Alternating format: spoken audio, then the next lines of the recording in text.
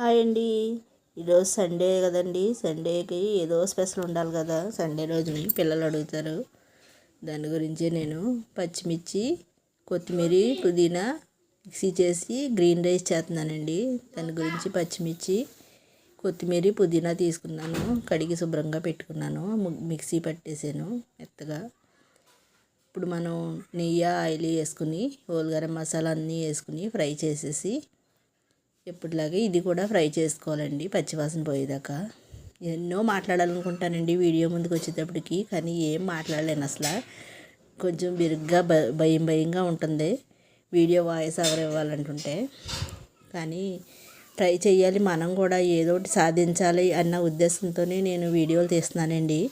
నాకైతే ఏం తెలియదు. మా పాపే పాపం వీటిని ఎడిటింగ్ చేసుకుని పెడుతుంది. వాయిస్ ఓవర్ ఇవ్వమ్మా నువ్వు ఓన్గా చెప్పేస్తున్నానండి నేను తీసేటప్పుడు. కాకపోతే అవి సౌండ్లు అవి వచ్చేస్తున్నాయి, అవి తెలియట్లేదు నాకు.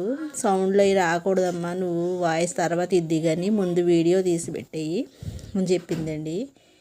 అందుకని నేను వీడియో తీసి ఉంచుతుంటే మా పాప వచ్చాక వాయిస్ ఇమ్మంటుంది. వాయిస్ ఇవ్వడానికి చాలా కొత్తగా బిరుగ్గా ఉంటుందండి ఫోన్ ముందుకు వచ్చేటప్పటికి. అయితే మీతో చాలా విషయాలు చెప్పాలి అనుకుంటాను నేను.